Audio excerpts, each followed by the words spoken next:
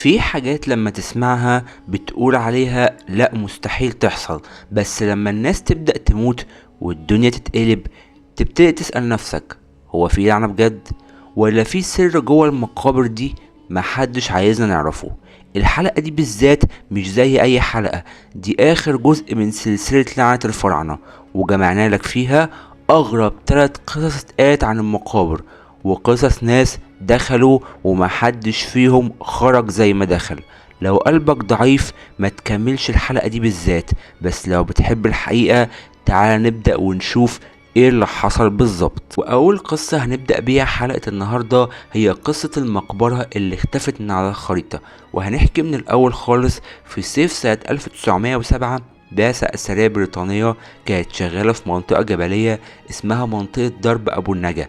المكان ده مش مشهور قوي، بس قريب من منطقة وادي الملوك، حوالي نص ساعة مشي من هناك. واحد من العمال المصريين وكان اسمه سعيد، وهو بيحفر جنب صخرة كبيرة بعيد شوية عن مكان الحفر الرئيسي، لاحظ ان في صوت مكتوم طالع من تحت رجله زي ما يكون الارض فاضية من تحت. شد نفسه ونده على باقي العمال، وفعلا بدأوا يكسروا في الصخور حوالين المكان ده. وفجأة لقوا فتحة ضيقة جواها هوا بارد وريحة تراب قديم وريحة تقيلة كده. والغريب أكتر إن جوا الفتحة دي كان في سلم نازل تحت الأرض، بس مش محفور بأي أدوات حديثة. وكانوا فاكرين نفسهم لقوا كنز، بس الدكتور مورجان اللي هو رئيس البعثة وقفهم وقال محدش ينزل في المكان ده قبل ما أنا أشوفه بنفسي. وفعلا دخل ومعاه واحد مترجم مصري وكان اسمه حافظ، ومعاه كمان مساعد اجنبي وكان اسمه فرانك. ودخلوا وعدى ساعة وبعد كده ساعة كمان وبعد كده ساعتين فوق الساعتين اللي قبلهم، ومفيش اي صوت. والعمال بدأوا يتوتروا وينادوا ويزعقوا ومفيش اي رد. وبعد 3 ساعات فجأة ظهر المترجم واللي كان اسمه حافظ، وشكله مش طبيعي، وهدوم متقطعة ووشه شاحب جدا وايده فيها جرح غريب. وكانوا فاكرينه تعور، لكن لما بدأ يتكلم الكلام كان غريب قوي. وبيقول حافظ ان الدكتور مورجان وهو ماشي في الممر رجله اتزحلقت ووقع في حفرة مش باينة، حفرة عاملة زي البير كده، لكن الغريب انها اتقفلت من وراه فجأة وكأن الارض بلعته. اما فرانك المساعد بيقول حافظ ان هو سمعه بيتوجع وبعدين اختفى، كأن مفيش اي مخرج للمكان ده. يعني هو فجأة كان بيسمعه بيتوجع وبعدين صوته اختفى ومفيش اي مخرج ولا حتى صوت خطوات من المكان اللي اختفى منه ده. وبعد كده حافظ قال كمان ان هو شاف رسومات على الحيطان جوه المقبرة، وكل الرسومات دي عبارة عن تحذيرات باللغة الهيروغليفية، والتحذيرات دي فيها جملة واحدة متكررة. الجملة دي بتقول من يجرؤ على دخول بيت الآلهة دون إذن سيؤخذ دون عودة. وبعديها حافظ بدأ يتكلم بكلام مش مفهوم وبدأ يعيط ويضحك في نفس اللحظة، وحصل له انهيار عصبي ودخلوه المستشفى في الأقصر، وبعديها بيومين مات. والبعثة ساعتها قررت تقفل المكان، بس لما جم بعديها بكام يوم يدوروا تاني على المدخل لقوه مش موجود. والله زي ما بقول لكم كده المدخل اختفى زي ما يكون عمره ما كان موجود، والصخرة نفسها رجعت طبيعية كأن الأرض اترممت. وده مش بس كل اللي حصل، كل الأوراق اللي كانت مع الدكتور مورجان عن المقبرة اختفت من الخيمة اللي كانت البعثة موجودة فيها، وفضل المكان من وقتها لغز ومفيش حد عارف بالظبط كان فين. وكل اللي اتكلم عن المقبرة دي يا اما حصل له حاجة يا اما سكت فجأة. وتاني قصة معانا في حلقة النهاردة هي قصة العالم اللي خرج من المقبرة وهو بيصرخ ومحدش فهم قال ايه. القصة دي حصلت سنة 1988 في منطقة صحراوية جنب محافظة الأقصر، وبطل القصة دي هو عالم آثار ألماني مشهور جدا وقتها واسمه هانز ريختر. والراجل ده كان عنده هوس غريب جدا بمقابر الكهنة، وكان مقتنع ان الكهنة الكبار كان ليهم اماكن دفن خاصة بعيدة عن الملوك، يعني مقابر فيها اسرار مش اي حد يقدر يكشفها. والمهم ان هو والفريق بتاعه اشتغلوا على مدار شهر كامل في التنقيب حوالين معبد مهجور وفجأة لقوا باب حجري مدفون بالرمل ومفيش عليه اي نقوش واضحة، بس ريحته كانت خانقة جدا، حاجة كده عاملة زي ريحة العفن الميت. والاغرب ان التراب اللي حوالين المكان كان ناشف جدا، كأن محدش لمسه من الاف السنين. وهانز قرر ان هو يدخل لوحده وقال انا مش محتاج حد، والمقبرة دي لازم اشوفها بنفسي. ودخل ومعاه كاميرا صغيرة وميكروفون للتسجيل، وساب الفريق بره. وعدت 10 دقايق ومفيش اي صوت، وعدت ربع ساعة ومفيش اي صوت. وفجأة سمعوا صوت صريخ عالي جدا جاي من جوه المقبرة، والباب اتفتح فجأة وخرج هانز بيجري وهدومه متقطعة وعينه مفتوحة على الآخر كأنها هتخرج من مكانها. وكان بيقول جمل بلغة مش مفهومة، لدرجة ان الفريق افتكر ان الراجل ده اتجنن. وفضل يكرر جملة غريبة.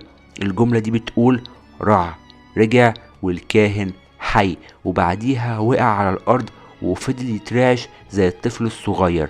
وبعديها فقد الوعي تماما، وخدوه على مستشفى في محافظة الأقصر، والأطباء قالوا إن ضغطه وسكره نزلوا بشكل مفاجئ. لكن الأغرب إن مفيش أي إصابة جسدية واضحة، بس في جرح بسيط على كتفه شكله عامل زي شكل حرق دايرة كده. وبعديها بيومين هانز فاق، لكنه كان ساكت وبيرفض يتكلم، وبيرفض ان هو يقول اي حاجة عن المقبرة دي. وكل ما حد يسأله ايه اللي حصل جوه المقبرة يبصله نظرة مرعبة، كأنه بيقوله لو عايز تعيش ما تسألش عن المقبرة دي. وبعديها بشهر العالم ده رجع ألمانيا وانقطع عن العالم تماما، ولا مؤتمرات ولا لقاءات ولا أبحاث جديدة. وفضل ساكت لحد ما توفى سنة 1993، وساب في وصيته جملة واحدة بس. الجملة دي بتقول المقابر دي ما يتعملش عنها تنقيب، دول نايمين واحنا مش مدعوين. وتالت قصة واخر قصة معانا النهاردة هي قصة اللي حاول يهرب تمثال من المقبرة واختفى قبل ما يركب الطيارة. القصة دي حصلت في فترة بداية التسعينيات، واللي كان بطلها مش عالم آثار ولا مستكشف كبير، ده كان تاجر آثار ثري. طبعا مش هنقول اسمه الحقيقي لان القصة دي في الاصل ممنوعة من النشر لحد النهاردة، بس الوثائق بتقول انه كان شغال مع شبكة تهريب دولية وقدر يوصل لمقبرة. المقبرة دي مش متسجلة في الخرائط الرسمية، وكانت في منطقة جبلية جنب مدينة دهشور، وبالتحديد في مكان بعيد عن عين الجهات الرسمية. المقبرة دي ما كانتش ضخمة بس كانت مختلفة. الباب بتاعها كان محفور عليه عين كبيرة وعليها جملة بالهيروغليفي. الجملة دي بتقول من يحاول أن يأخذ ما لا يخصه سيمحى من الوجود. بس التاجر مهتمش أصلا، بل بالعكس ضحك وقال للناس اللي معاه كلام فاضي، احنا جينا ناخد رزقنا. وبالفعل دخل المقبرة ولقى جواها تمثال صغير ومترصع بحجر أزرق غريب، وتمثال على شكل صقر. بس مش أي صقر، ده كان تمثال للإله حورس، بس الملامح كانت مخيفة والصقر كان مبتسم ابتسامة مرعبة. بس التاجر خد التمثال ولفه بسرعة وخد بعضه وسافر على محافظة القاهرة عشان يهربوا في أول طيارة على أوروبا. بس في الفندق اللي نزل فيه طلب عشاء وقفل على نفسه. والساعة 3 الفجر الكاميرات بتاعت الفندق سجلت حاجة غريبة. الباب اتفتح من جوه فجأة بس محدش خرج. الكاميرا بعديها سجلت صوت غريب زي طنين، وبعديها صوت حاجة بتقع وتتكسر، وبعديها صمت تام. وبعد كده في تاني يوم خادم الفندق طلع عشان يشوف الراجل، والباب كان مفتوح بس مفيش حد في الأوضة، ولا شنطة هدوم ولا تمثال ولا أي أثر لأي إنسان كان قاعد هنا من ساعات قليلة. والغريب إن مفيش أي كاميرا سجلته وهو نازل أو خارج، واختفى كأنه مجاش الفندق أصلا. والتحقيقات بعدها وصلت لحاجة ملعبة. لما راحوا يدوروا على نفس المقبرة اكتشفوا انها اتقفلت من الصخر من فوق بالكامل، كأن الجبل نفسه بلعها. وبعد كده تم تسجيل الحاجة دي في الوثائق الدولية على انها اختفاء غامض بسبب نشاط اثري غير قانوني. بس كل اللي اشتغلوا في التحقيق قالوا في صوت واحد اللي حصل ده مش طبيعي، دي لعنة الفراعنة. وزي ما شفنا القصص دي مش مجرد خيال ولا مجرد حكايات تتقال قبل النوم، لا دي اسرار حقيقية اتدفنت جوه الرملة من آلاف السنين، وكل محاولة عشان يتم اختراقها كان بيدفع قصادها تمن غالي جدا. بس السؤال اللي لسه محيرنا، هل في مقابر تانية لسه مستخبية؟ وايه مصير اللي هيلاقيها؟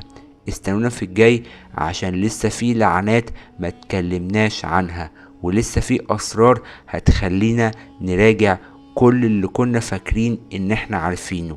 تابع قناة عشان ما تفوتش الجاي، وما تنساش تقولنا في الكومنتات انت شايف اللعنات دي حقيقية ولا لا، وهل كل ده مجرد صدف غريبة؟